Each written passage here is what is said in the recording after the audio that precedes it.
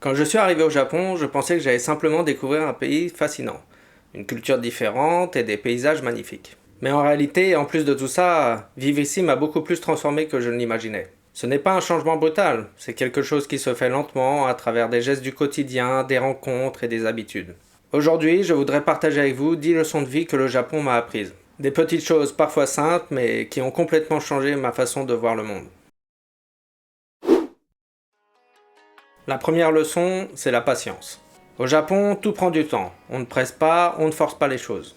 Quand j'attendais mon train ou que je voyais quelqu'un emballer mon produit, mais d'une lenteur presque artistique, je me disais, mais pourquoi si lentement? Et puis un jour, j'ai compris. Ici, on préfère faire bien que faire vite. Et à force de vivre ça au quotidien, on apprend à ralentir soi-même. On apprécie le processus et pas seulement le résultat. La deuxième leçon, c'est le respect du collectif. Au Japon, penser aux autres, ce n'est pas un effort, c'est une habitude.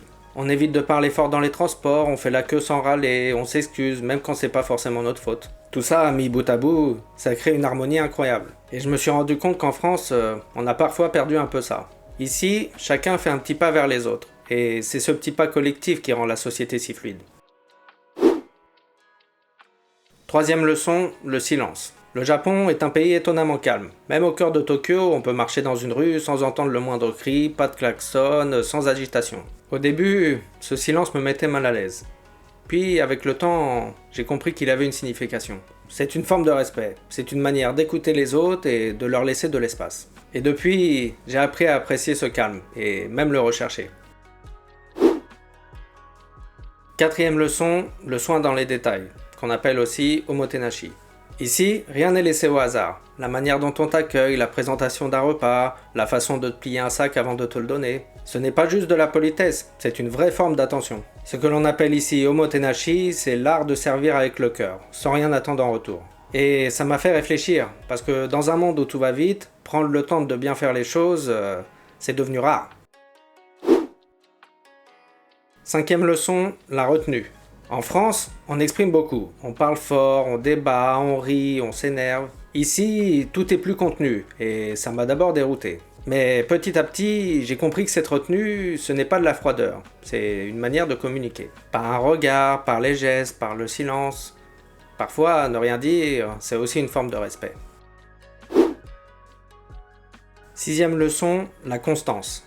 Au Japon, on valorise ce que l'on appelle ici Ichi Nichi Ichi Zen, ce qui veut dire un bon geste chaque jour. La régularité est plus importante que la performance. Les Japonais savent qu'en répétant un petit effort chaque jour, on progresse lentement mais sûrement. Que ce soit dans le travail, l'art ou même la vie personnelle. Et ça m'a appris que la vraie force, ce n'est pas l'intensité, mais la constance. Septième leçon, la gratitude. Au Japon, dire arigato, ce n'est pas seulement une forme de politesse. C'est une vraie expression de reconnaissance, pour un service, un repas ou même un simple geste. Et plus je vis ici, plus j'ai pris conscience de la beauté de ce mot. Dire merci, c'est reconnaître la valeur de ce qu'on reçoit. Et ça change profondément la manière de voir les autres, et la vie. Huitième leçon, la propreté et la responsabilité. Ce pays est d'une propreté incroyable, et pourtant, il n'y a presque pas de poubelle. Parce que chacun prend la responsabilité de ses propres déchets. Les gens emportent leurs emballages, nettoient après un pique-nique, nettoient après un match. Et ce n'est pas imposé, c'est naturel. Et moi, je trouve ça vraiment admirable. Parce que la propreté d'un pays, c'est le reflet de la conscience de ses habitants.